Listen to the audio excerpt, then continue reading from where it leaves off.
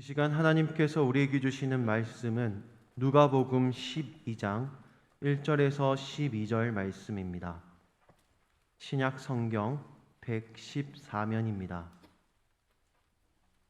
누가복음 12장 1절에서 12절.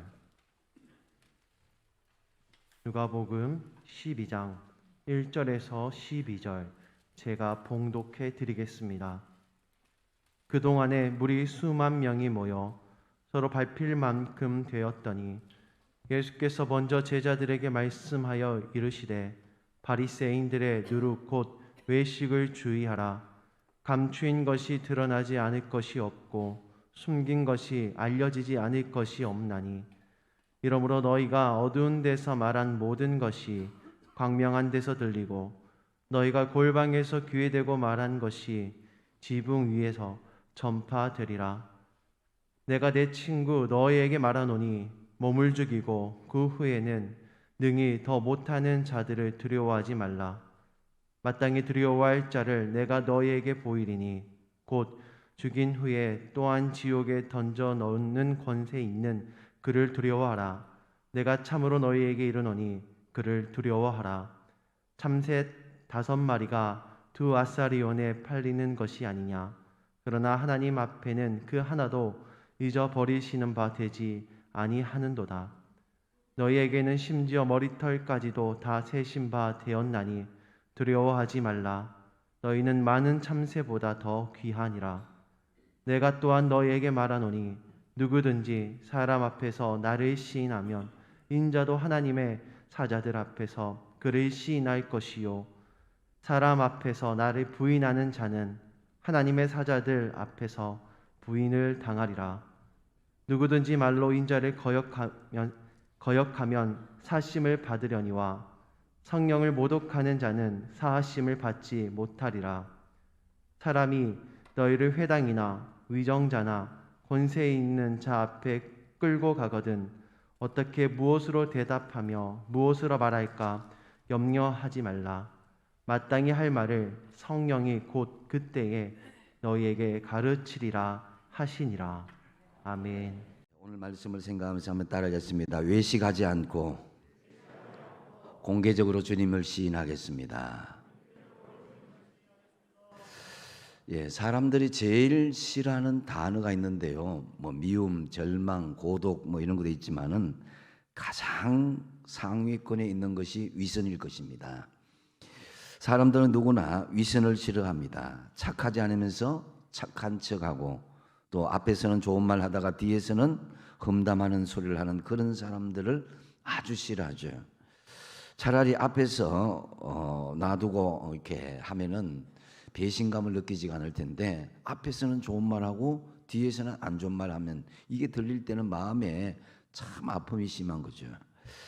1절 말씀에 보면은 그동안에 무리 수만 명이 모여 서로 밟힐 만큼 되었더니 예수께서 먼저 제자들에게 말씀하여 이르시되 바리새인들의 누룩 곧 외식을 주의하라 그랬습니다.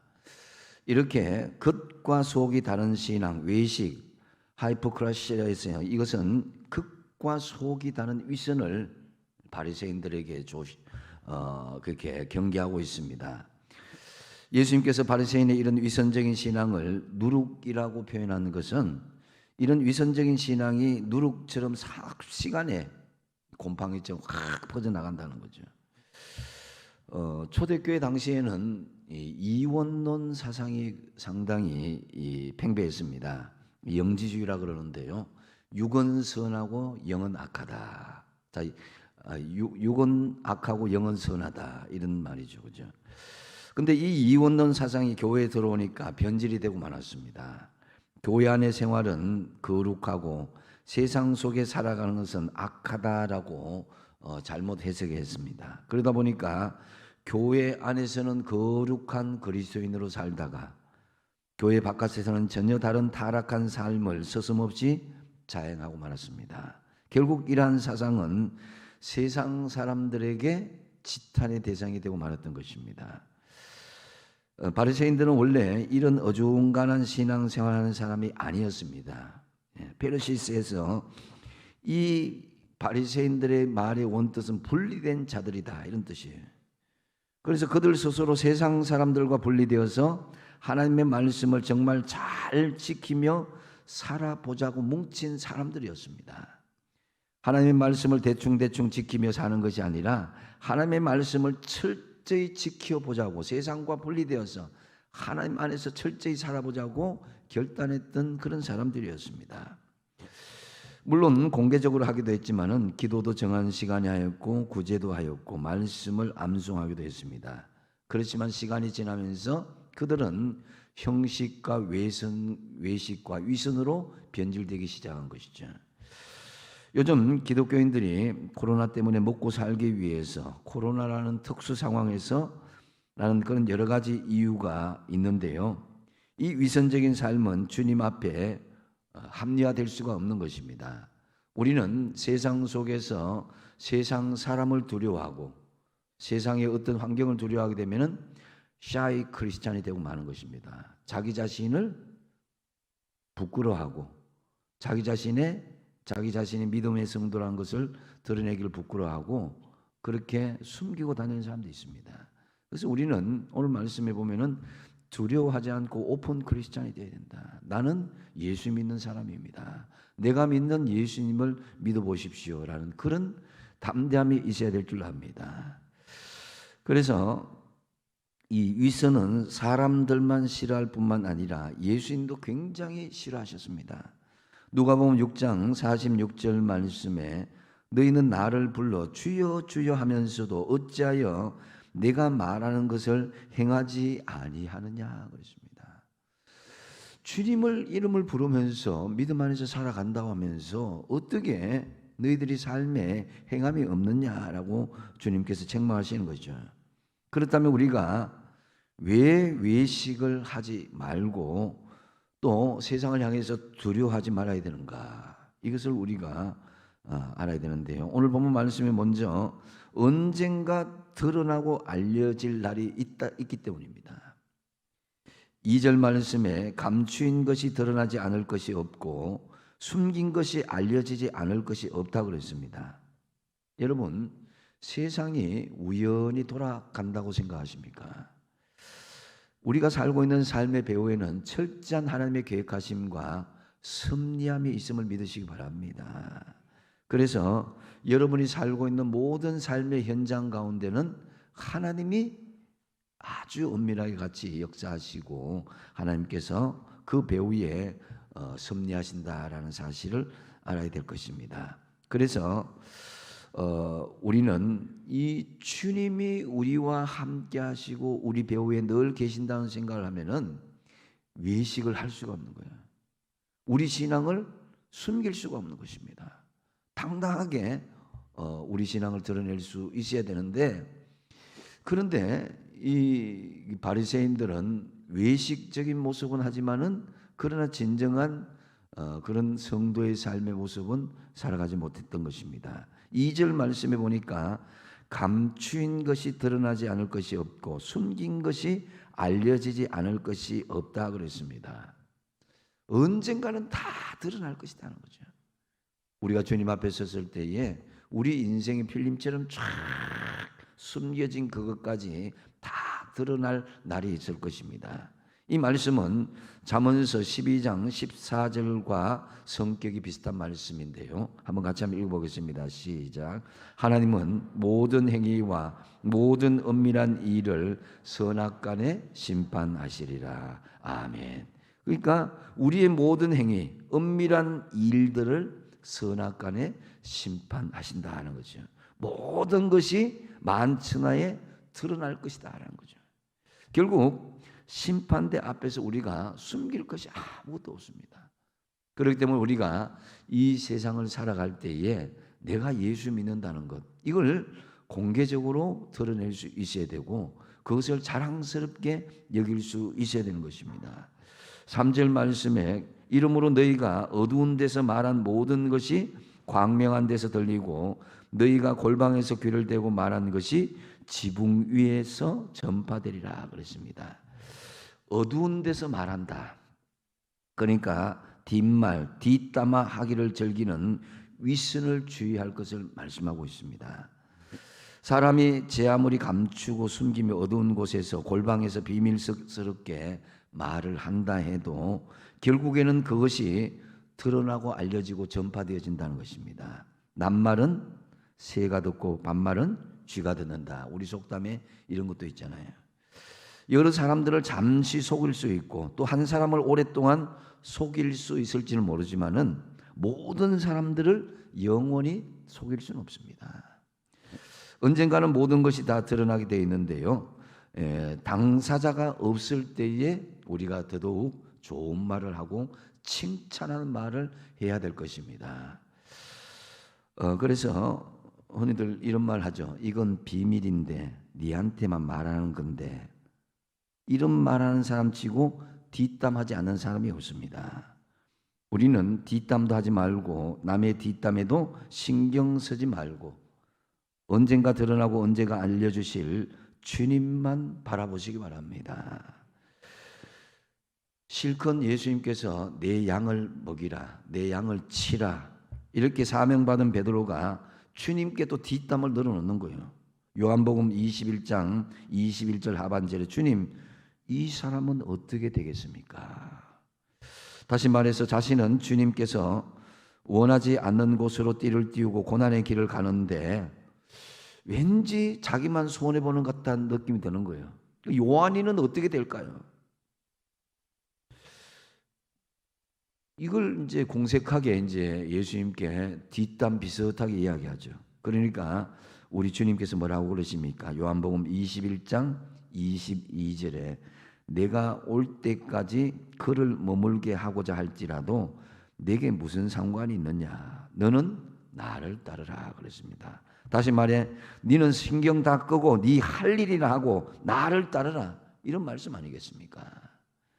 우리 흔히들 내가 가야 될 거기에 집중하지 않고 자꾸만 다른 사람 일에 뒷담하고 또 안 좋은 소리하고 위선적인 그런 행동들이나 말을 조심해야 됩니다. 하나님은 중심을 보시는 분입니다. 이토록 사람이 위선을 행하는 이유가 무엇이겠습니까? 그것은 바로 하나님을 두려워하기보다는 사람을 두려워하기 때문입니다.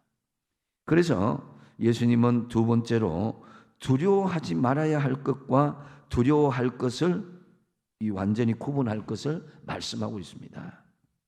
4절 말씀에 보니까 내가 내 친구 너희에게 말하노니 몸을 죽이고 그 후에는 능히 더 못하는 자들을 두려워하지 말라 그랬습니다. 트럭으로 온 동네를 누비면서 오징어를 팔면서 생계를 꾸리는 어떤 분이 계셨습니다. 그날 또 어느 때와 같이 오징어를 파는데 유난히 잘 팔리지 않았습니다. 날씨도 춥고 저녁 때가 되었는데 오징어는 가득 실려 있고 그나물도 가득 팔리지 않고, 그렇게 돼서 오징어 장수는 기분이 좋지 않아서 장사를 접었습니다. 너무 화가 나서 운전하면서 홧김에 신호도 무시하고 막 과속하면서 차를 몰고 막 집으로 갑니다. 에이, 오늘 공쳤네 하면서. 그런데 뒤에서 빵빵거리는 소리와 함께 사이렌이 울리면서 경찰차가 막 따라오는 거예요. 가득 실은 오징어와 그나물 때문에 큰 속도를 내지는 못했지만은 그래도 일당도 못 벌었는데 어쨌든 도망가려고 경찰차를 따돌리기 위해서 안간힘을 쓰는 아저씨.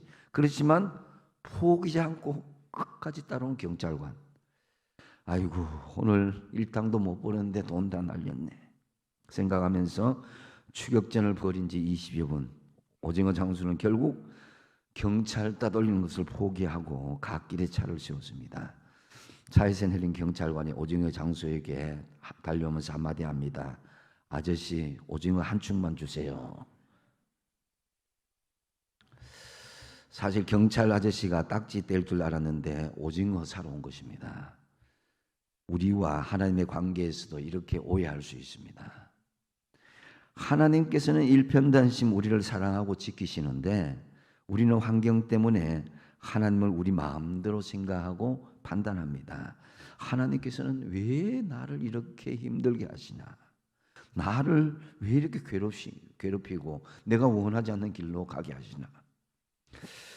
하나님을 내 마음대로 판단하고 착각할 수가 있는데요. 이러한 환경에 놓여있든지 어떠한 환경에 놓여있든지 간에 여전히 하나님은 우리를 사랑하시고 변하지 않게 우리를 지켜주십니다.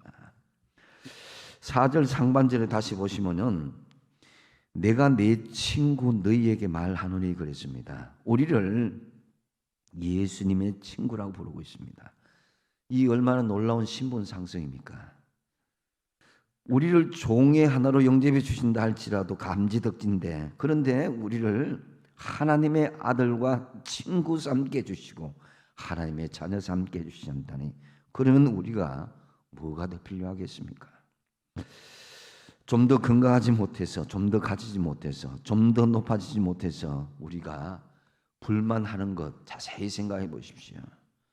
우리에게는 가장 좋은 하나님의 자녀, 예수님의 친구라는 신분이 있으며, 또한 하나님께서는 우리를 불철주야로 눈동자같이 보호해 주십니다.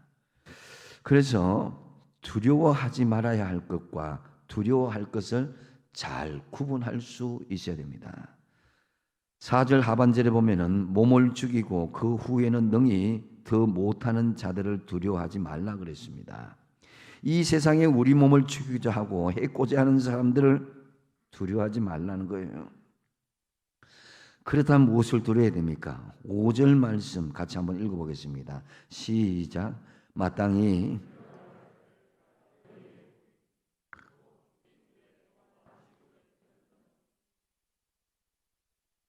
내가 참으로 너희에게 이르노니 그를 두려워하라. 아멘. 마땅히 두려워할 자를 내가 너희에게 보이리니 지옥에 던져 있는 권세 있는 그를 두려워하라. 다시 말씀드려서 하나님 보좌 우편에서 심판하시는 주님을 두려워하라는 것입니다. 요즘 젊은 사람들은 지옥이 어디 있느냐고, 또 지옥 가는 것이 두렵지 않다고 겁도 없이 말을 합니다. 하지만 성경은 분명히 말씀합니다. 히브리서 9장 27절 말씀에 한 번 죽는 것은 사람에게 정하신 것이니 그 후에는 어떻다고요? 심판이 있다 그랬습니다. 천국과 지옥은 분명히 있습니다. 천국 가기를 사모하되 지옥 던져지는 주님의 권세에 대해서 두려워하는 마음을 가지십시오. 그래서 예수 잘 믿으십시오. 그렇다면 이제 어떻게 하면은 샤이 크리스찬이 아니라 오픈 크리스찬, 공개적으로 주님을 시인할 수 있겠습니까? 우리가 공개적인 장소에서 나는 예수 믿는 사람입니다, 제가 믿는 예수님을 믿어보세요, 이렇게 공개적으로 주님을 시인할 수 있는 말과 행동을 하려면 어떻게 되겠습니까? 먼저 내 존재를 바로 인식할 수 있어야 된다. 다시 말씀드려서 내가 누구인지를 바로 알고 깨달으면은 공개적으로 주님을 시인할 수 있게 된다는 거죠.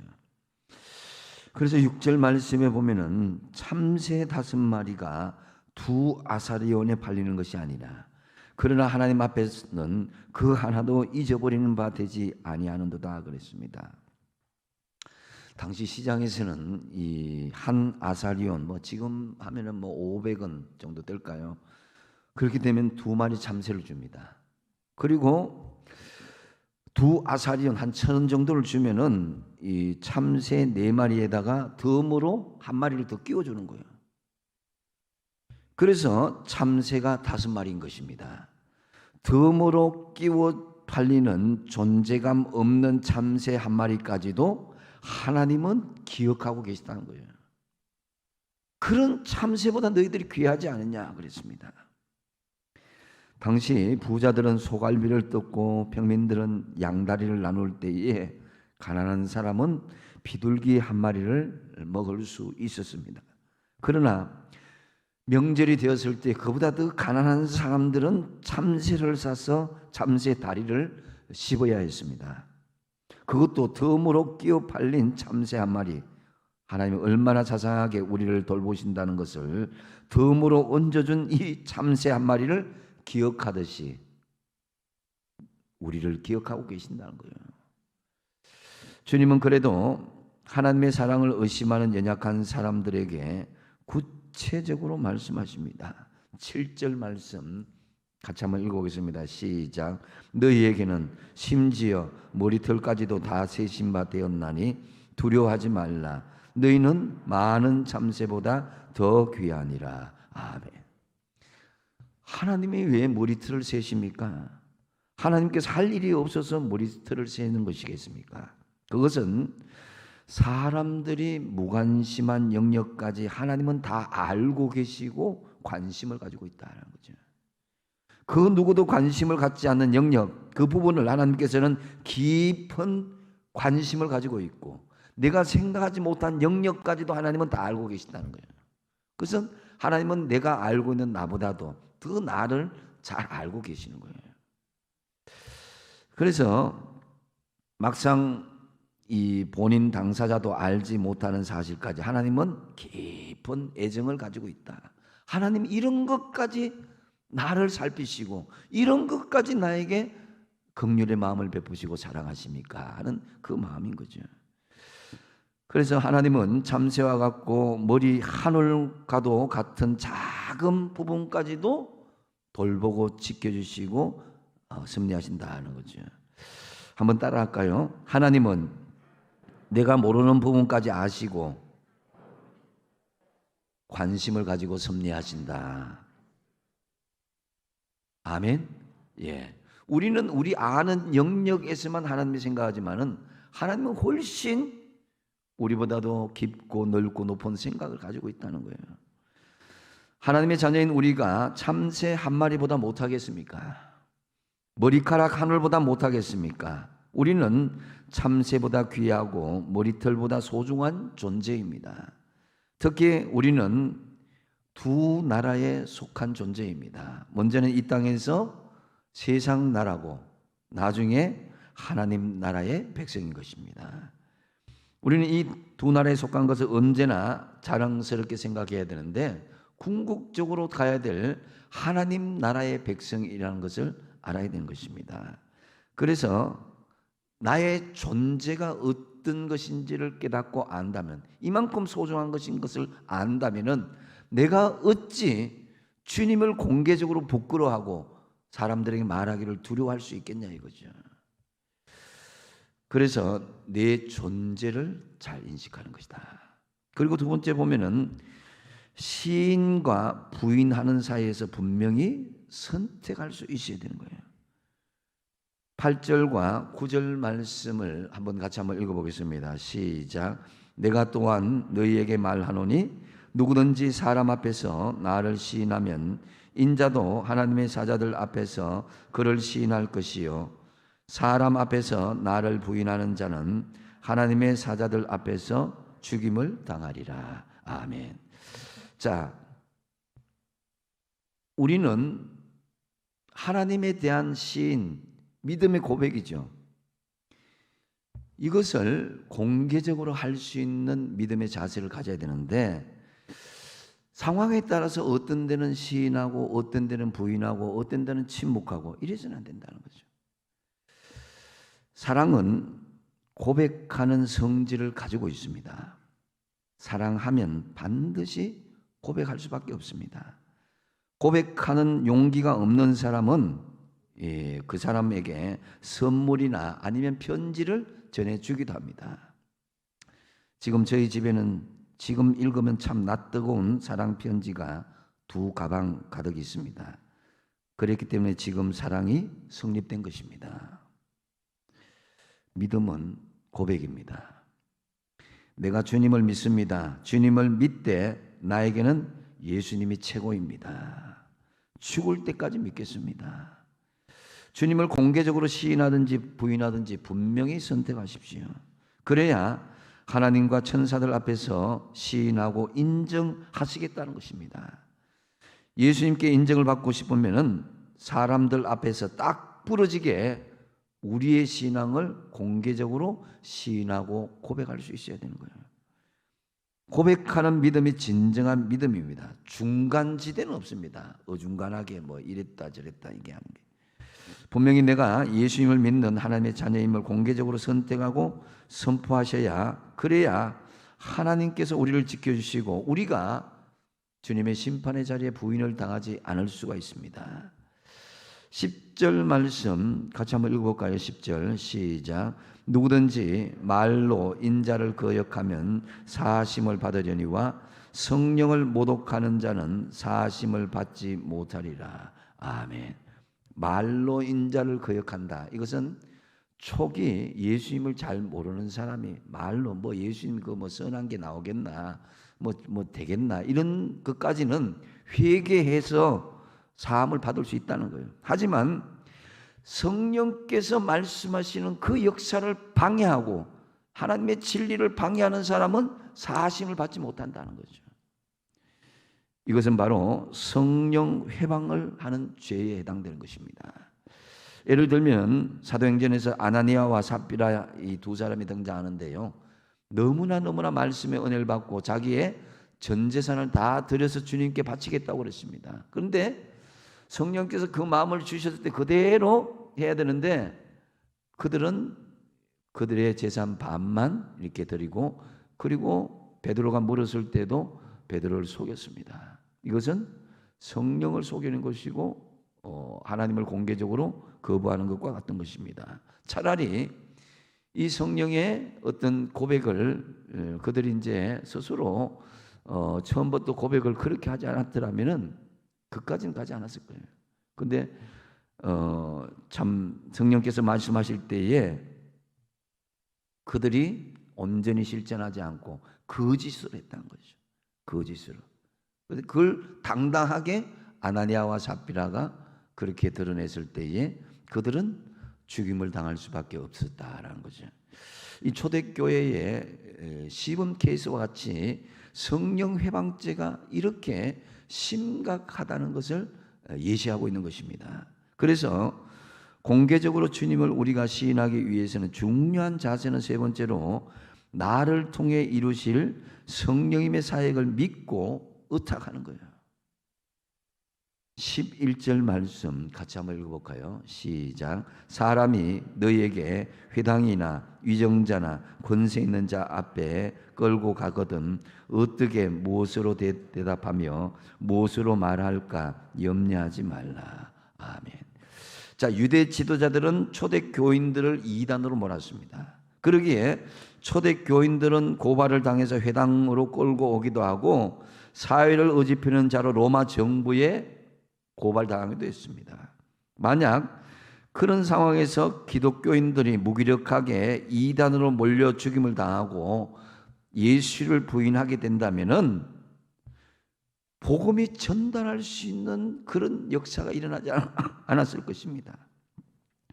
유대 지도자에 비하면 예수님의 제자들 또 예수를 간 믿었던 사람들은 성경 지식이 부족했습니다. 논리적으로도 대적할 능력이 없었어요. 더 큰 문제는 그들이 신문을 받는 장소는 모든 백성들이 바라보는 공개적인 장소. 사람들이 많이 있을 땐 두려워하잖아요. 그렇죠? 예. 그래서 무기력하게 공개적인 자리에서 잘못된 신앙을 가진 자로 낙인 찍혀서는 안 될 그런 처지였습니다. 그때 성령께서 개입하신다는 거예요. 12절 말씀에 뭐라고 합니까? 같이 읽을까요? 시작. 마땅히 할 말을 성령이 곧 그때에 너희에게 가르치시리라 하시니라. 아멘.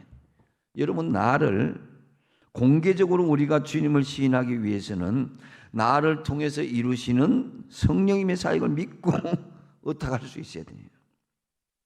마땅히 할 말을 성령이 너희에게 생각나게 하고 가르치신다 그랬습니다. 저도 이 선교 현장에 나가면 그것을 많이 느낄 수가 있습니다. 특히 주님 너무 막막합니다. 이 사람들에게 말도 잘 통하지 않고 어떻게 해야 될지 모르겠습니다. 그런데 선교 현장에 나가면 만날 사람을 만나게 해주시고 갈 장소를 가게 해주시고 하나님께서 원하시는 그 길을 하니까 쭉쭉 한 단계 한 단계 하는 것을 볼 수가 있었습니다. 주변에 있는 믿지 않는 사람들에게 대한 그런 전도하는 그 과정에서도 마찬가지입니다. 나는 저 사람보다도 학력이 낮고 또 배경도 낮고 아는 것도 부족한데 어떻게 할까? 오늘 12절 말씀에 마땅히 할 말을 성령이 그때에 너희에게 가르치시리라. 할렐루야. 그러니까 우리가 내가 하는 것이 아니라 성령이 나를 통해서 이루신다는 것입니다. 1세기에서 3세기 사이에 200년 넘는 시간 동안 기독교인들은 무수히 많은 고난을 당했어요. 이들에게 대한 공개 재판 기록이 아직도 남아 있습니다. 특별히 로마 당국자들의 편지에 의하면은 죄가 없는 교인들을 과연 죽여야 하는지에 대한 질문이 들어 있습니다. 하지만 재판을 담당하는 로마 공무원의 질문에 로마 정부는 대부분 기독교인의 죽음을 명령했습니다. 공개적인 자리에서 억울하게 죄인으로 몰려서 고난당하여 했던 상황은 로마 제국에 살아가는 많은 사람들에게 깊숙이 머리에 가슴에 각인이 됐어요. 아무리 로마 정부가 기독교에 대한 부정적인 여론을 삼으려고 해도 제국 각지에 벌어지는 공개 재판에서 기독교인에 대한 명백한 죄는 드러나지 않았을 뿐만 아니라 담대하게 공개적으로 예수님을 시인했던 거예요. 그 자신의 힘만은 할 수 없습니다. 사자굴 앞에서 정말 기름 가마가 끓는 그 앞에서 화영장의 앞에서 어떻게 그렇게 담대하면 나올 수 있느냐? 그들 힘으로 한 것이 아니라 누구의 힘으로? 성령께서 주시는 힘으로 하셨다는 거죠. 아무리 로마 정부가 이 기독교에 대한 부정적인 여론을 심으려고 했지만은 결국 성령님 초대교인들은 자신을 통해서 이루실 성령님의 사역을 믿고 의탁함으로 담대하게 공개적으로 주님을 시인하였고 결국 로마가 복음화될 수가 있었던 것입니다. 교회나 가정에서 또 개인적으로 신앙생활하는 것도 중요하지만은 코로나 시대에 우리는 공개적으로 주님을 시인하고 선포할 필요가 있습니다. 나를 통해서 이루실 성령님의 사역을 믿고 의탁하심으로 당당하게 공개적으로 예수님을 드러내고 선포하시는 저와 여러분 되시기 바랍니다. 이제 말씀을 정리합니다. 주님은 우리에게 외식을 멈추고 공개적으로 시인할 것을 요청합니다. 내가 예수 믿는 것에 대해서 부끄러워하거나 숨기지 말고, 우리가 왜 외식하지 말고 두려워하지 말아야 되는가? 언젠가는 우리의 행위가 드러날 날이 있다는 거죠. 주님을 중심에 보십니다. 그리고 두려워하지 말아야 될 것과 두려워할 것을 잘 구별하십시오. 사람을 두려워하면 외식과 이선이 될 수 있습니다. 그러나 하나님을 두려워하면은 진리를 드러낼 수 있습니다. 그렇다면 이제 어떻게 공개적으로 주님을 시인할 수 있습니까? 그것은 바로 내 존재를 바르게 인식하는 것입니다. 즉 내가 누구인가를 분명히 알아야 공개적으로 주님을 시인할 수 있습니다. 그래서 주님이 나를 사랑하시고 참새 한 마리와 머리카락 하나도 다 하신 하나님께서 그것보다 우리 중요하지 않았냐? 다 하신 하나님인데. 그래서 시인과 부인 사이에서 머뭇거리지 말고 여러분 분명히 선택하시기 바랍니다. 그리고 나를 통해 이루실 성령님의 사역을 믿고 의탁하시기 바랍니다. 나는 부족하지만 우리 안에 역사하시는 성령님은 크고 능력이 있습니다. 나를 통해서 이루실 성령님의 사역을 믿고 의탁하십시오. 그리함으로 이 어렵고 힘든 세대에 바리새인의 외식을 버리고 공개적으로 주님을 시인하심으로 교회 안에서뿐만 아니라 세상 속에서도 선한 영향력을 끼치는 저와 여러분 되시기 바랍니다. 기도하겠습니다.